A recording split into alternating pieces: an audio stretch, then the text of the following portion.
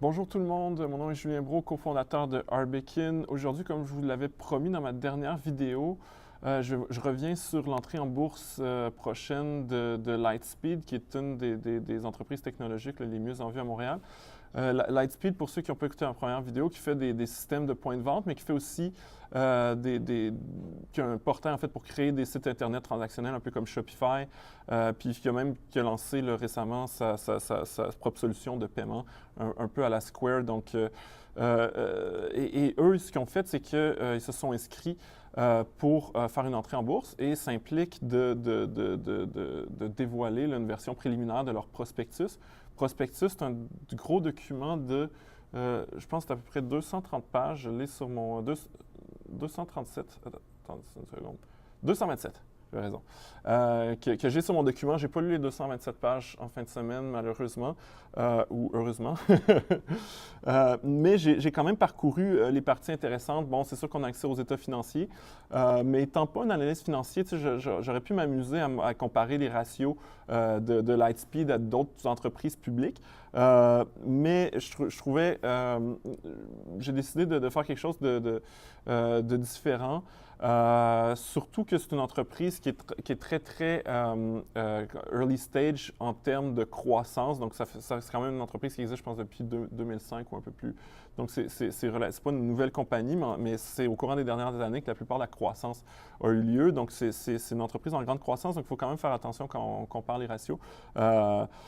Et ce qui est intéressant dans un prospectus, c'est que légalement, la raison pour laquelle ça fait 227 pages, c'est qu'il y a plein de réglementations et de boîtes qu'il faut cocher.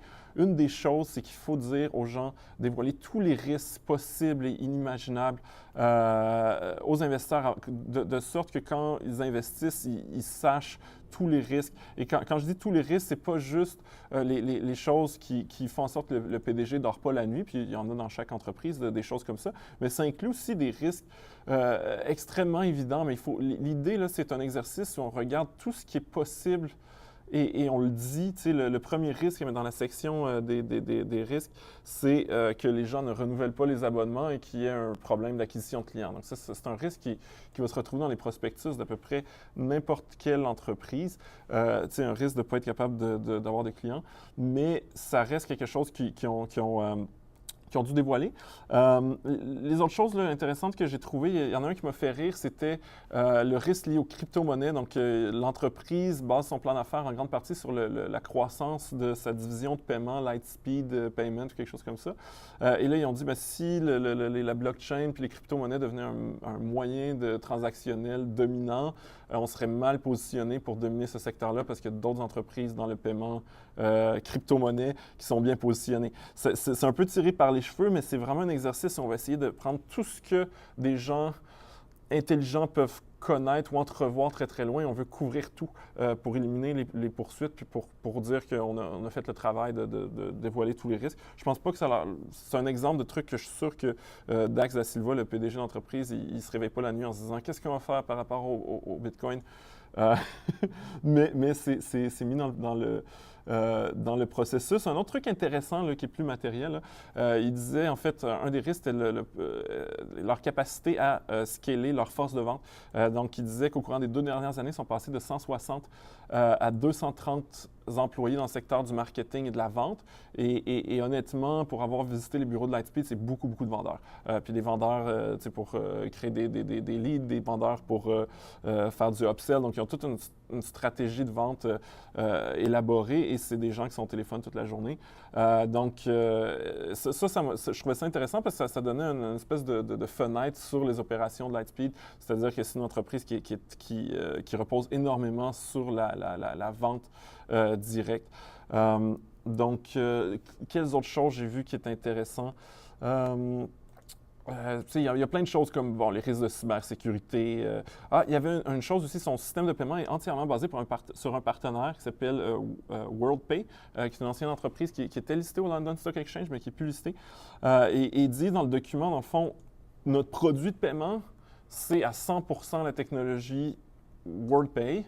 Puis si WordPay fermait, on aurait un méchant problème parce que notre stratégie de croissance est basée sur un partenaire, puis on ne sait pas si on serait capable de trouver un partenaire qui offre le même service au même coût. Et dans le fond, notre stratégie de croissance serait gravement endommagée s'il arrivait un problème avec ce contrat-là. Tu sais, ça, c'est le genre de secret qu'une entreprise privée va cacher. Tu sais, qui va aller dire publiquement « Eh oui, on vient de lancer un produit, mais dans le fond, c'est pas nous qui l'a fait, puis on est dépendant de telle autre compagnie. » Mais quand on devient public, on n'a pas le choix de dire les choses et ultimement, un concurrent pourrait regarder ça. Tu sais, les gens de Shopify ou de Google pourraient lire ça puis dire « Ben, on va acheter WordPay puis on va rompre le contrat. » Donc, c'est une des raisons qui fait en sorte que les entreprises veulent rester privées le plus longtemps possible parce qu'ils ne veulent pas être obligés de dévoiler tous leurs risques sur la place publique. Une autre chose, et c'est ça l'idée, même il y avait un risque qui est assez évident, c'est dit le risque, c'est qu'on ne réussira jamais à être profitable. On n'a jamais été profitable, ou en tout cas au courant des dernières années, là, ils ont peut-être eu des... et il y a un risque que, dans le fond, on ne génère jamais du profit, puis qu'on ferme. Là, c'est une entreprise qui... Et l'idée, en fait, c'est que oui, je pense que les gens qui ont présenté ça sont enthousiastes par rapport aux perspectives, mais ces risques-là arrivent, puis des fois, ça va très bien. Des fois, on fait un IPO, puis si on regarde, mettons, Dollarama ou Facebook, c'est des entreprises qui ont eu une entrée en bourse puis qui ont explosé. Mais il y a des cas un peu plus tristes. Tu sais, si je pense à Snapchat, par exemple, là, je me souviens plus je pense que j'avais pris une note sur mon ordi sur le prix d'entrée en bourse de Snapchat. Snapchat, il est entré en bourse. Donc, c'était un prix d'entrée à 17 $, puis finalement, ça a commencé à se trader sur les marchés c'est Snap Inc., il me semble, c'est pas Snap On. Snap Inc., qui est le nom de Snapchat. Donc là, vous voyez, le prix de l'action est à 9 $, donc il a perdu quand même plus que 50 % de sa valeur. Et les analystes de Thomson Reuters disent « sell, sell, sell », vendez le truc. Un autre Groupon qui était entré en bourse, je pense, à le prix d'introduction, le prix que les gens qui étaient chanceux puis qui se sont vus offrir des actions est à 20 $, mais aussitôt qu'il est en bourse, il est à 28. Donc, s'ils l'ont vendu, ces privilégiés-là qui ont eu les actions à 20 puis ils l'ont vendu à 28, ils sont contents. Ceux qui sont restés avec, on va aller voir s'ils sont contents, mais mon intuition, c'est que ça ne va pas bien chez Groupon. 3,67. Donc là, c'est une catastrophe. Ça a perdu... c'est quoi le pourcentage? Là? C'est 7 fois moins. Ils ont perdu, je ne sais pas, 300-400 % de plus que ça, là, de leur valeur. Donc, ça ne vaut plus grand-chose. Groupon, donc il y a quand même des risques.